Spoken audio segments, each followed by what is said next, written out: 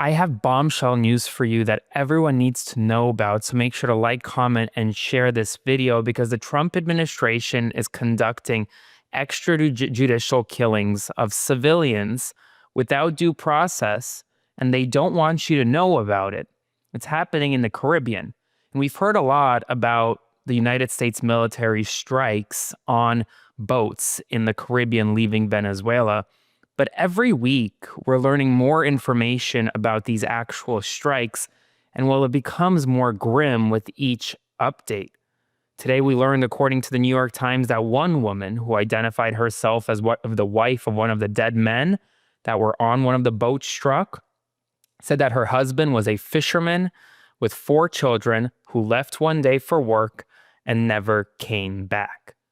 That is the reality right now for individuals in Venezuela. The Trump administration says that it is targeting narco-terrorists on this boat that are actively trafficking drugs through the Caribbean into the United States of America, and have used this basis to literally conduct military strikes in the Caribbean on these boats. And yet at the same time, the administration is not providing any detail to the public or to Congress, and is not telling the public or Congress under what legal authority it is conducting these extrajudicial strikes. The boats that U.S. forces have bombed in the Caribbean have now killed at least 17 people that we know of. That's according to the administration, what it's willing to say publicly. But many are saying that it is likely a crime to summarily kill civilians who are not taking part in any hostilities, even if they are smuggling drugs. Because here's the thing, due process still matters. If these individuals are conducting crimes against the United States of America, they can be apprehended by military forces, by authorities, tried in a U.S. court of law, and convicted. Drug trafficking in the United States of America, unless it leads to death, is not normally punished by the death penalty. It's punished by life in prison or a lengthy prison term.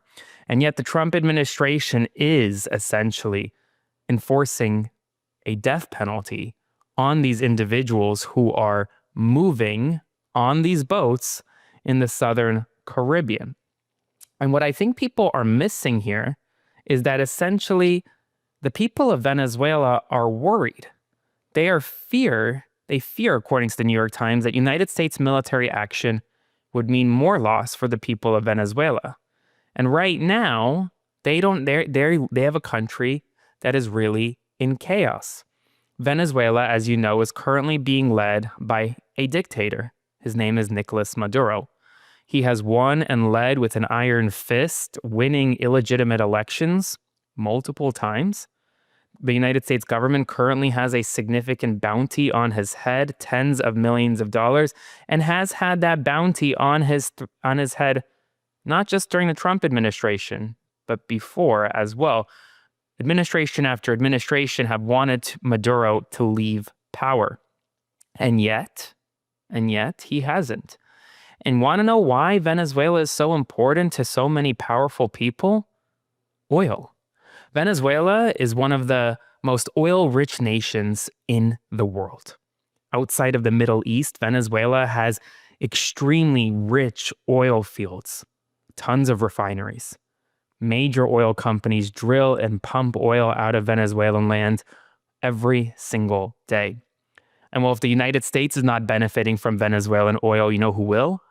China, Russia, North Korea, Iran, other authoritarian nations that don't necessarily care about whether or not Venezuela is led by a dictator. And well, here's the thing.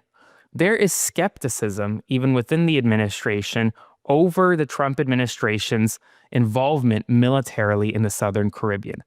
And we're learning at this hour, essentially, that this is not the end. NBC News has reported that the Trump administration is drawing up plans to potentially strike deep inside Venezuela, targeting cartel members within Venezuela. A strike on Venezuelan soil would draw the United States military into a potentially protracted conflict that could lead to a regime change in Venezuela. Is regime change what the United States people want? Is regime change what the Venezuelan people want? Ultimately, the answer is it's unknown. And according to The Guardian, the person who is leading this effort, none other than Deputy Chief of Staff Stephen Miller. And for the record, I could have probably told you that it was Miller behind what is happening in Venezuela right now, because this is a policy agenda that Miller would want to push. The Guardian is reporting that Miller played a leading role in directing the U.S. strikes against Venezuelan drug boats. His role even superseded that of Marco Rubio, who's the Secretary of State and the National Security Advisor. The strikes on the Venezuelan boats, this is quoting The Guardian, allegedly carrying narcotics, which the administration has claimed were necessary because interdiction did not work, have become orchestrated through the Homeland Security Council, which Miller leads as the Homeland Security Advisor. But Miller is not briefing Congress right now. The White House isn't briefing Congress right now. We don't know whether or not what the Trump administration is doing in the Southern Caribbean using Hellfire missiles to target boats in the Southern Caribbean, whether that is legal. Now, the White House spokesperson told The Guardian the entire administration is working together to execute the president's directive with clear success. But right now, there is a massive military presence in the Caribbean. The Iwo Jima Amphibious Ready Group, including the USS San Antonio, USS Iwo Jima, USS Fort Lauderdale, are all there. That's 4,500 sailors. The 22nd Marine Expeditionary Unit, with around 2,200 Marines, also there. And imagine that. We have almost 7,000 troops in the Southern Caribbean, all while wars flame overseas. And theoretically, some people say that this could draw essentially the United States military thin. And I think the crux of this story, folks, is that the United States military is conducting these extrajudicial killings in the Southern Caribbean without any accountability, taking full responsibility out in the open, and at the same time hoping that no one actually digs in to determine whether or not the people targeted are narco-terrorists, or if they're just a fisherman, a father of four, who left the house one day and simply never came back. Let that sink in for a second. And it's important that we continue to dig into these stories. We continue to identify areas this administration is trying to conceal from the public.